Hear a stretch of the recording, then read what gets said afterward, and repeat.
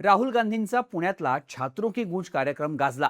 असं म्हणण्याचं कारण काय, तर या कार्यक्रमाला झालेली जेनझी तरुणींची गर्दी. तब्बल 8 ते 10 हजार तरुणी या कार्यक्रमाला उपस्थित होत्या. राहुल गांधींनी या विद्यार्थिनींशी संवाद साधला.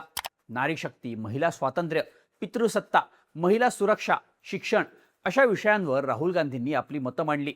भारतीय स्त्रिया या देशाची सगळ्यात मोठी ताकद असून तुम्ही तुमची स्वतंत्र ओळख पुसून देऊ नका, असं आवाहन यावेळी राहुल गांधींनी या तरुणींना केलं.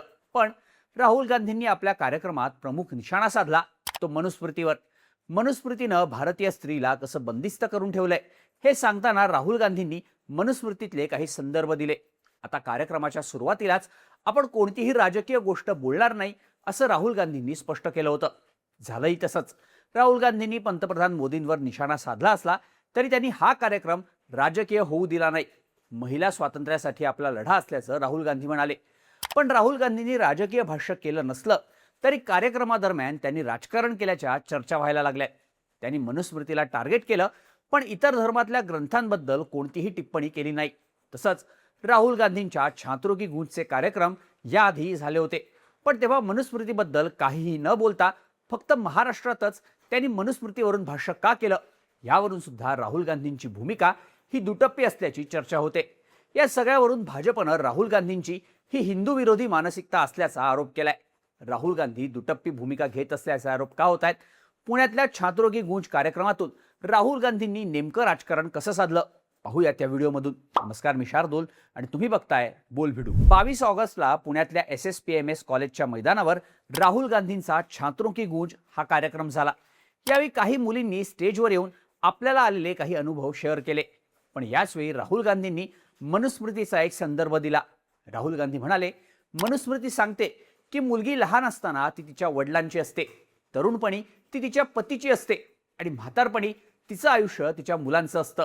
पण हे शब्द लज्जास्पद आहेत. आपल्या स्त्रिया स्वतंत्र असायला हव्यात. तुम्ही कोणावरही अवलंबून नाही. तुमचे तुमच्या वडिलांशी, पतीशी आणि मुलाशी नातं आहे, पण तुमची ओळख त्यांची नाही, तुमची स्वतःची ओळख आहे, असं म्हणत राहुल गांधींनी मनुस्मृतीवर टीका केली. पण यानंतर राहुल गांधींच्या मंचावर हिजाब परिधान केलेली एक मुस्लिम तरुणी आली. तिने मुलींच्या शिक्षणाबाबत काही मुद्दे उपस्थित केले. ती म्हणाली, मी भिवंडीत राहते. भिवंडीत काही पालक आपल्या मुलींना यासाठी शिकवत नाहीत कारण त्या मुली आहेत. तू मुलगी आहेस, शिकून काय करणार आहेस, असं त्यांचं म्हणणं असतं. त्यांना वाटतं मुलगी शिकून मोठी झाली तर ती आर्थिकदृष्ट्या सक्षम होईल, पण त्यांना हेच होऊ द्यायचं नाही. त्यांना मुलींना आर्थिकदृष्ट्या स्वतःच्या पायावर उभं राहूच द्यायचं नाही. ह्यातून त्यांना मुलींवरची पितृसत्ता गाजवायची आहे, असा आरोप या मुस्लिम तरुणीनं केला. पण या तरुणीच्या बोलण्यावर राहुल गांधी काहीच बोलले नाहीत. मनुस्मृतीनुसार महिलांना मिळणारी वागणूक ही लज्जास्पद असल्याचं राहुल गांधी म्हणाले होते. पण जेव्हा एका मुस्लिम तरुणीनं प्रत्यक्षात मुलींना मुलगी आहे म्हणून काही पालक शिकवत नाहीत, त्यांना मुलींवर कंट्रोल ठेवायचा असतो, असं राहुल गांधींना सांगितलं, त्यावर राहुल गांधींनी काहीही प्रतिक्रिया दिली नाही. आता ज्यावेळी ही तरुणी स्टेजवर होती त्याच वेळी एका दुसऱ्या तरुणीनं मुलींच्या कपड्यांवरून त्यांच्यावर बंधनं कशी घातली जातात याविषयी मत मांडलं होतं. बाहेर जाताना स्कार्फ बांधून जा असं मुलींना सांगितलं जातं, असं ती तरुणी म्हणाली होती. पण तेव्हा राहुल गांधींच्या शेजारी उभी असलेली ही मुस्लिम तरुणी बुरखा आणि हिजाबमध्ये आली होती. पण त्यावर राहुल गांधींनी काहीही भाष्य केलं नाही. मुख्य म्हणजे मुलींना मुक्तपणे घराबाहेर पडता येत नाही, त्यांच्या कपड्यांवर बंधनं आणली जातात, असं राहुल गांधी म्हणाले. पण कर्नाटकात काँग्रेसनं मात्र शाळा आणि महाविद्यालयांमध्ये हिजाब आणि इतर धार्मिक पेहरावांवर बंदी घालण्याच्या तत्कालीन भाजप सरकारच्या निर्णयाला विरोध केला होता. इतकंच नाही तर कर्नाटकात सत्ता आल्यानंतर काँग्रेसने शाळा आणि कॉलेजमध्ये हिजाबवर बंदी घालण्याचा निर्णय रद्द केला होता. त्यामुळे हीच राहुल गांधींची दुटप्पी भूमिका असल्याचे आरोप आता केले जात आहेत. आता राहुल गांधींनी मनुस्मृतीचा दाखला देऊन हिंदू धर्मात स्त्रियांना मिळणाऱ्या वागणुकीवरून टीका केली. पण इतर धर्मांचं काय? इतर धर्मांच्या धर्मग्रंथात सुद्धा स्त्रियांवर काही बंधनं घालण्यात आली आहेत. शरियामध्ये सुद्धा महिलांचे पोशाख, बहुपत्नीत्व, वारसा हक्क, पितृसत्ता या दृष्टिकोनातून स्त्रियांवर काही बंधनं घालण्यात आली आहेत. शरीयतच्या नावाखाली पुरुषांनी मुस्लिम महिलांना त्यांच्या अधिकारांपासून दूर ठेवल्याचे आरोप नेहमीच होतात. पण त्यावर मात्र राहुल गांधी मौन बाळगतात. त्यामुळे फक्त अल्पसंख्याकच नाही तर दलित मतं सुद्धा आपल्या बाजूने ठेवण्यासाठी राहुल गांधींनी फक्त मनुस्मृतीवर निशाणा साधला असा आरोप होतोय. हाच राहुल गांधींचा दुटप्पीपणा असल्याचा आरोप आहे. भाजपचे राष्ट्रीय प्रवक्ते तुहिन सिन्हा यांनी राहुल गांधींना हिंदू फोबिया असल्याचं म्हटलंय. राहुल गांधींची हिंदू विरोधी मानसिकता कायम आहे. ते इतर धर्मांच्या धर्मग्रंथांशी संबंधित मुद्द्यांवर भाष्य करायला कधी सुरुवात करतील? भारताचे हे विरोधी पक्षनेते म्हणजे झाकीर नाईकची इंग्रजी बोलणारी आवृत्ती आहे असा खळबळजनक आरोप सिन्हा यांनी केलाय. आता पुण्यातल्या कार्यक्रमाआधी राहुल गांधींचा छात्रों की गूंज हा कार्यक्रम देशभरात 3 ठिकाणी झाला होता. राजस्थानचं कोटा, उत्तराखंडचं देहराडून आणि उत्तर प्रदेशातल्या प्रयागराज इथं अशाच पद्धतीनं राहुल गांधींनी तरुणांशी संवाद साधला. पण तिथे राहुल गांधींनी फक्त विद्यार्थ्यांचे प्रश्न, पेपरफुटी यावर जास्त भर दिला. तिथे त्यांनी मनुस्मृतीचा उल्लेखही केला नाही. यातून सुद्धा राहुल गांधींची दुटप्पी भूमिका समोर येते अशी टीका होते. आता उत्तराखंड आणि उत्तर प्रदेश या उत्तर भारतातल्या गायपट्ट्यात सध्या भाजपचं सरकार आहे. याच दोन्ही राज्यांमध्ये 2027ला विधानसभेच्या निवडणुका सुद्धा होणार आहेत. आता समजा उत्तर प्रदेशात राहुल गांधींनी मनुस्मृतीवर टीका केली असती तर त्याचा मोठा फटका राहुल गांधींना बसू शकला असता. उत्तर प्रदेशात योगी आदित्यनाथ यांची प्रतिमा ही प्रखर हिंदुत्ववादी आहे. त्यामुळे जर तिथे मनुस्मृतीवर टीका केली असती तर हा मुद्दा थेट काँग्रेसच्या हिंदू विरोधी अजेंड्याशी जोडला गेला असता. राम मंदिर देणगी चोरीमुळे डॅमेज झालेल्या भाजपला राहुल गांधींना टार्गेट करण्यासाठी हिंदुत्वाचा मुद्दा जास्त प्रभावीपणे मांडता आला असता. मुख्य म्हणजे उत्तर प्रदेशच्या सत्तेत निर्णायक ठरणारा सवर्ण समाज सध्या भाजपपासून लांब गेल्याचं म्हटलं जात आहे. त्यामुळे जर प्रयागराजमध्ये राहुल गांधींनी मनुस्मृतीवर टीका केली असती तर सवर्ण मतदारांची काँग्रेसवरची नाराजी जास्त वाढू शकली असती. त्यामुळे उत्तर भारतात राहुल गांधींनी मनुस्मृतीचा मुद्दा उचलला नाही. हीच गोष्ट उत्तराखंडसाठी सुद्धा लागू पडते असंच म्हटलं जात आहे.